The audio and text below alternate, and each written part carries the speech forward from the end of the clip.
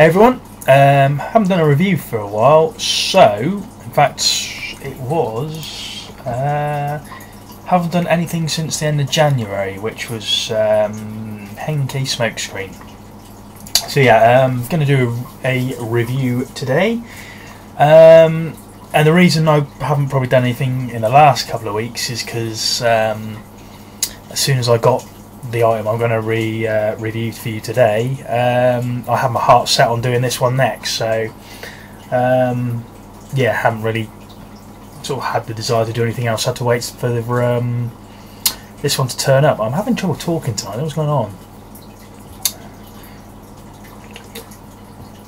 I'm not sure what that's all about. But anyway, before I get started with the review, a bit of housekeeping I suppose first. First of all, just want to say a big thank you to Jim, Monkeys NTV, because after, was it my last video? It might have been my last video, where I was talking about Beast Wars and wanting to watch Beast Machines as a result, to kind of see what happened to those characters after that show. Jim very kindly sent me his Beast Machines DVDs. So yeah, really appreciate that. I have just literally finished watching them the last few days, so I shall get those back to you fairly shortly. But thanks very much for that. Really appreciate that. What else? Bot shots. Let's have a quick talk about bot shots. I mentioned it a few weeks back about the tournament at AA, and kind of Ed and maybe a few other people have kind of picked up that ball and run with it a little bit. So yeah, if you're coming to AA and you looking for something to do, maybe pass of maybe half an hour here, an hour there. I don't know how long you're going to take, kind of thing. But pass a bit of time, have a bit of a laugh, get on the bot shots. You don't need to spend a lot of money to be involved in that. I think the minimum number you're going to need is 5. So that, I mean, bot shots are only like £4 each. You can get packs of 3 for 10 quid. So for less than 20 quid or 15 quid, you can get enough to take part, and it's just going to be a good laugh, I have to admit, I've got a bit mad. I've got quite a few now. I've got about 15 bot shots now. I've also just picked up the Series 2 Optimus spin shot launcher. Not completely necessary, but I just wanted to see what they were like. I prefer those ones to the transforming trailer ones, because there seems to be sort of a few issues with those being quality control and things like that. So I'll wait for the Series 2 ones. Yeah, really good, works really well. I've got most of the ones I want now. There's a few from the new Series 2, which I haven't seen, other than the launchers. I haven't seen any of those in the shops yet, so keeping an eye out for those, just in case we see any. I'm looking really for sort of Cliff Jumper and Red Ironhide, because all the Ironhides are like black or whatever in the original line, like the movie one, whereas the new one's red like the original G1, so quite like to get one of those. And speaking of auto assembly again, just a bit of news really. I don't know if anyone else has caught it. I'm sure anyone who follows the Facebook page and whatever is aware already, but they've just announced this week there's going to be, for the first time, a convention exclusive toy. So no further details yet, but yeah, that's pretty exciting, to the fact that the convention's got big enough now where something like that becomes viable. So I think that's a really good sign, and I'm definitely interested to find out what that's going to be, because I love my exclusive toys, as you can see by what we're looking at today. Which, without further ado, is this lady. This is the Transformers Timelines Collectors Club exclusive Airazor, and this is the box. Now this is from about 2007, I believe, if I've done my homework correctly. And this was one of the first 2 toys the Collectors Club released, along with Astro Train was the other one that came out at the same time, and those were the first 2. So yeah, and this being a Timelines character, we've actually met this incarnation of Airazor. It's not her, obviously, her Beast Wars beast former, where she turned into a falcon, or I think it was a falcon. I'm pretty sure it was a falcon. Excuse me. But if you remember, I showed this briefly before. This came with the complete series Beast Wars DVD set, and Action Jackman just reviewed it very recently as well, so little plug there for someone else. Go and check his channel out. But yeah, we meet Airazor for the first time because this is kind of like a precursor to Beast Wars, and we meet Airazor for the first time with Tigatron needing to commandeer a ship to give chase to the Predacons who've just stolen the golden disc, and he very conveniently runs into Airazor, sort of setting up their sort of relationship, I suppose is the word, that happens later on, and they give chase. I don't want to give too much away in case, well, it don't really matter, does it? Yeah, they give chase and eventually get sort of heavily damaged, and they transfer the Axelon is sort of working in tandem with them, and the ship's very damaged and they're very injured, and so they transfer their sparks remotely to a couple of blank protoforms in the Axelon's cargo hold, but it potentially wipes some of their memories, and so that's why they're kind of using as an explanation as to, in Beast Wars, when they arrive, they're almost like new characters rather than characters who've already existed before. They don't have any memories of the encounter that's in that comic book, but obviously there's some sort of attraction there between those two. They're just playing on a little bit. So yeah, that's where this character comes from. And you also get, what else do we get in here? Bear with me one moment. Yeah, with this so I've just shown the box. There are instructions. I personally found these were pretty cack. There's a couple of stages towards the end of the conversion from vehicle to robot mode that when you're trying to go back through them, the first time I tried to transform it back into vehicle mode, I got completely and utterly stuck because the arms are a little bit fiddly, and you'll see that later on when I transform it. Yeah, they're a little bit fiddly with the arms, and the diagrams and instructions, quite frankly, are rubbish, and I sat there for probably about 45 minutes going, this makes no sense, I can't get from this stage to this stage. In the end, gave up with the instructions, threw them away, well, not threw them away, but lobbed them across the room, I think, in frustration, and just found myself a reference picture of what I was trying to get the the toy to eventually look like, and just worked it out myself in the end. So, and all was good in the world. So that was instructions. The only other thing you get is this bio card. Let's let it focus in. There we go, and it's the same artwork that's on the box there, with some tech specs. And then a little bit of bio. I'll read that out because I don't think that's going to be big enough to show up on the screen there. Even with if you maximise the video to full screen, it's not going to be very particularly legible. So here we go. Chromia 10 pilot Airazor, because the Chromia 10 is the ship she flies in that little comic. Function squadron leader. The more things change, the more they stay the same. There we go. I suppose you could apply that to the little interaction with Tigatron and then their subsequent Beast Wars interactions. And it says the Maximal Imperium employs many different tactics in their attempts to maintain peace throughout the galaxy. The smart and sassy pilot of the Chromia 10 heads up one of the numerous Maximal squadrons assigned to prevent any rogue Predacon factions from operating outside the terms of the Pax Cybertronia. Airazor and her team are often delegated recon missions deep within Predacon space, where many Maximals dare not venture. So again, we're sort of tying it into that she's got the same kind of role in Beast Wars as well. Her fellow pilots are inspired by her willingness to put herself in harm's way if it means protecting the peace the Maximals hold so dear. In vehicle mode, she's able to observe her targets at a range of up to 30,000 feet and recreate any enemy intel she comes across with 3D virtual reality maps. Sounds a bit like G1 Hound, really. But anyway, equipped with a titanium plated exostructure. In robot mode, her weapon of choice is her retractable photon cannon. So there we go, nothing particularly groundbreaking there, just kind of general overview. And then we come on to the toy itself. Now,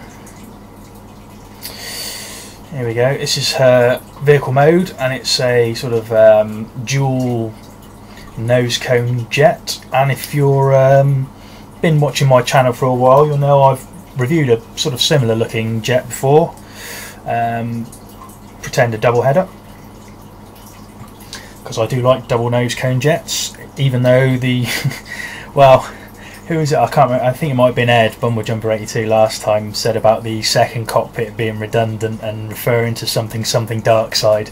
Yeah, I suppose the second cockpit is redundant, but it's a transformer, so isn't technically the first cockpit redundant? Just saying.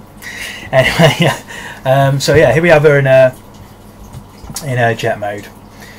Now this toy is a repaint and slight retooling of Energon Slug Slinger, which the nose cones are a bit of a giveaway because the original Slug Slinger had 2 nose cones as well. But we got a repainted version here, and in these sort of brown and orange sort of earthy tones, which sort of goes well with her Beast Wars incarnation, which I don't own because I haven't really got many Beast Wars toys, but I am going to try and get a few at AA this year. So and she's one of them. I really liked her character in Beast Wars, so I'm going to try and get myself a original Airazor if I can find one. Don't know what the chances are of that. I don't know how rare they are. We'll have to see, I suppose. But yeah, so this is her jet mode. I think I prefer this colour scheme to the original version, the Energon Slug Slinger one. I'll put a picture up now just so you can see what that toy looks like.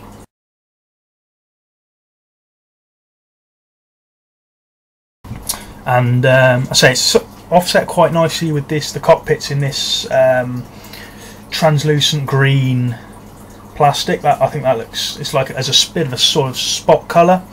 It looks quite nice, just gives it a little bit extra. And this missile underneath has the same translucent plastic. She does have landing gear, but it's a bit weedy really. It doesn't roll or anything. Excuse me. Just these wheels here, and then down here at the back. What I do like though is that there's not a lot of kibble under here. There's nothing that screams this is a robot. If you saw my Dread Ring review, I didn't take too kindly to the amount of kibble underneath that one. I've kind of mellowed a little bit on that now, but I wish it was more like this. You know, there's nothing hanging grotesquely, or you know, or you know, really sticking out that looks out of place. There is a head sticking out the back there, but it's hidden enough that you can't see her face, so it's not the worst case of visible head syndrome I've ever seen. It's reasonably disguised. What is a little bit disappointing though, a lot of things peg together, like in here there's, let's see if we can get this in, there's a peg where this section pegs into the orange here, and the hands sit inside these wings, and everything just, it feels a little bit loose. The pegs aren't a real, you know, like you get a satisfying click, or you can feel it really go in sometimes. The pegs are a little bit shallow, and it suffers from that a bit in a few areas in robot mode as well, and I'll get onto that later. But that's my only real complaint about this. It feels a little bit loose, and if you kind of shake it around, I won't do it, but if you shook it around a little bit, things start to pop out. I believe that was a problem with the original version, the Energon Slug Slinger as well, and unfortunately they obviously haven't corrected those issues with this. But other than that, it's quite a nice looking jet, I think. So let's get her into robot mode.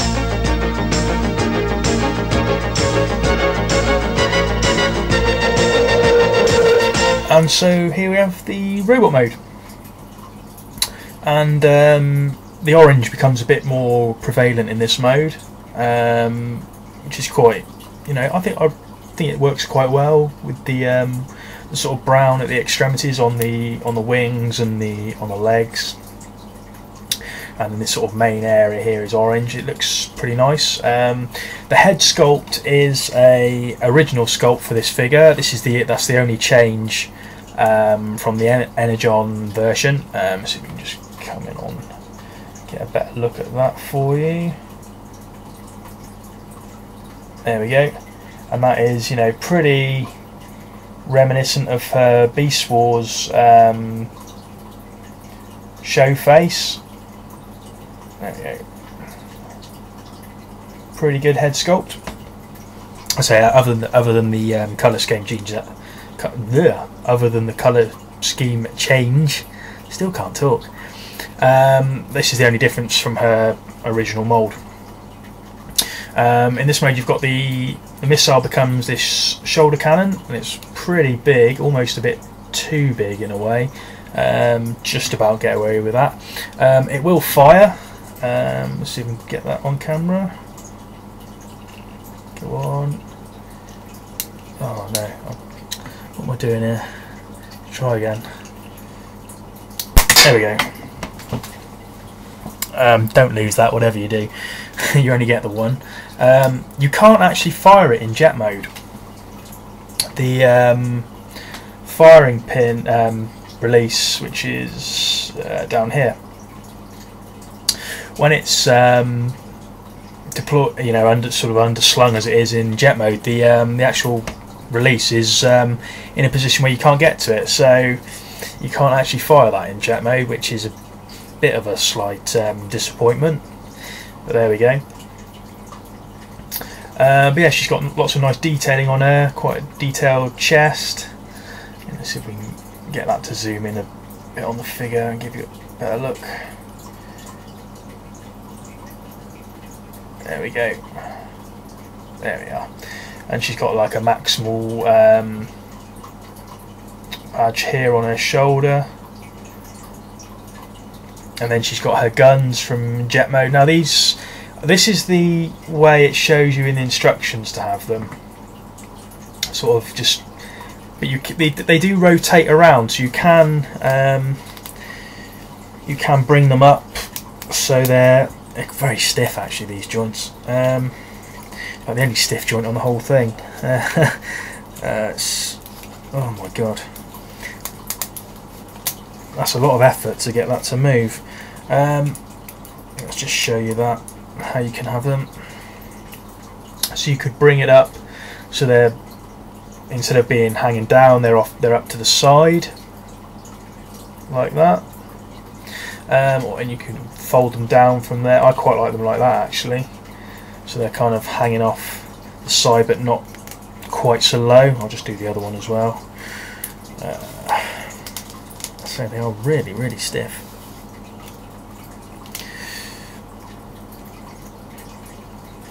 There we go. I quite like that. They look a bit too low otherwise. Articulation wise, she's a bit hampered in her arms. As soon as you start moving arms around, that happens. These pegs in here, let's see if we can get in there.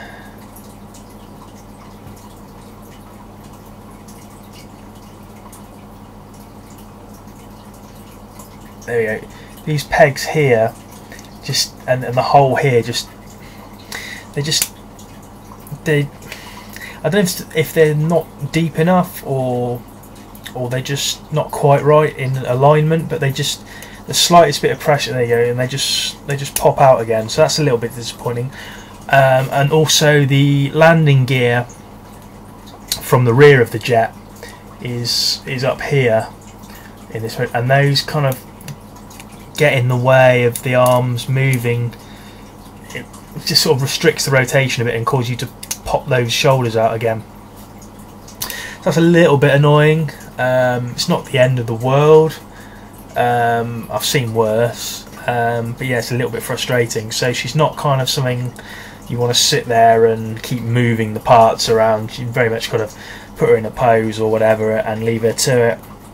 Legs are on ball joints at the hips, and we got a bend at the knee. Feet move. Get that one shot. Feet move there. Part of transformation, really. These bits here, which are folded down from the side of the jet, are actually quite useful. They just give her a little bit more stability when she's standing. So while the joint, I mean the legs are as well. There's a little bit of give in those hip joints, and I don't think that's just mine. I think that's just generally how this mould is. So there's a little bit of give there, and these just add a little bit of stability when you're standing here. So that's that's quite good. But yeah, other than that, it's pretty accurate to the little comic strip. Although I don't know whether this toy came first and then they did the artwork, or vice versa. So, but the two match up pretty well. And I think it works quite well, this mould, in terms of the way they've painted it and given that head sculpt. It is, it looks a lot like Airazor. So it's a pretty decent homage to the Beast Wars character, and the head sculpt especially is a lot more accurate than the Airazor toy, the original Beast Wars toy. The original Beast Wars toys, from what I've seen, and if I'm wrong, feel free to shout at me and correct me or what have you.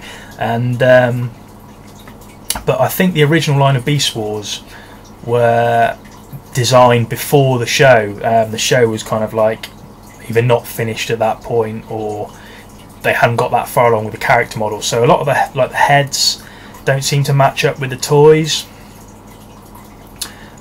which is, I quite like my sort of show accuracy and over.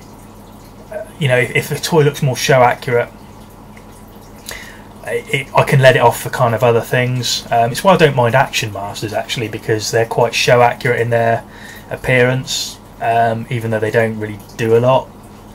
I think I'm probably in the minority there, but that's just me. But yeah, I think this does a really nice job of homaging Airazor, who I thought was a pretty cool character in Beast Wars. She kind of disappeared a bit towards the end, and then when they brought her and Tigertron back, it felt a little bit rushed, like they were almost trying to just shoehorn them back into the show for 5 minutes just to sell the Tigerhawk toy, which to be fair, let's be honest, they probably were, weren't they? But it just kind of, I thought that could have been done a little bit better. But yeah, so that's pretty much all I've got to say about this one. So this has been Transformers Collectors Club exclusive Airazor. I'll just do a quick size comparison, actually, and I'll do it an appropriate one, because I'll do it next to my other exclusive Transformers Club toy, and that is Shattered Glass Drift. And you can see they're more or less the same size, really. Drift is probably slightly bigger, but not by a lot. So yeah, she's a pretty sort of normal deluxe size toy, really. So yeah, in conclusion, nice looking figure, good homage to the original character. Just a few little niggly issues with pegging issues, and just a little bit of sort of general looseness about the figure, but it's not enough to sort of put it in a bad light. I think there's sort of minor issues. You get that on some figures. I like this figure, and if you like her too, then pick her up if you see her for a reasonable price. She doesn't crop up too often, from what I've seen. It took, I was watching one on eBay for a long time, and it's too, what that person's asking is too much for that figure, but then one popped up in this country for half that price, so I snapped that up. So yeah, there we go, that's this review done. I've got some more things coming in the post in the next probably week or two, some nice cool stuff. Some of it's being held by the evil customs people at the minute. So I might show you that as my next review. When that'll be, I can't tell you because I don't know how long customs are going to hold on to things. I've also got Fort Max coming, that's all paid for, so he should be here. I think it's sometime next 2 to 4 weeks we're probably expecting that. Not entirely sure, but it can't be too far away now. And the other thing, I'm not sure exactly when it's going to come, but this past weekend, not past weekend, what am I talking about? It is the weekend. Today, not this past weekend, today is the deadline with the Collectors Club to sign up for membership and qualify for this year's exclusive toy. So obviously I'll be getting that as a member, and that is Depth Charge, who is it looks like a repaint of it looks like Hencave, Cyclonus and Strafe, that mould, but repainted as sort of a homage to Beast Wars Depth Charge. So that looks pretty cool. I say today's the deadline for sign-ups to qualify, so I'm guessing a month or two. I don't know how quickly they turn these things around. Mind you, judging by the problems they've been having with the figure subscription service figures, it might be a while yet. I was hoping to have some of those already and review them for you, but they've been delayed till I think April, May kind of time, unfortunately, for the first two, or the first one and then the next one the month after. But yeah, I'll have to wait and see, but I'll definitely review those as and when they arrive. So if you're interested in any of that, keep watching me. Yeah, so again, thank you to all of you who've sort of listened to me waffle this far on, because this has gone on for quite a while, I think, this one. Thanks again to Jim for the Beast Machines DVDs, and I will have those back to you in the near future. Might do a video about that, might do a little bit of a thoughts video like I did with Beast Wars, but we shall see. Anyway, I'm waffling, just talking crap now, aren't I? So yeah, thanks everyone for watching, and I'll catch you later.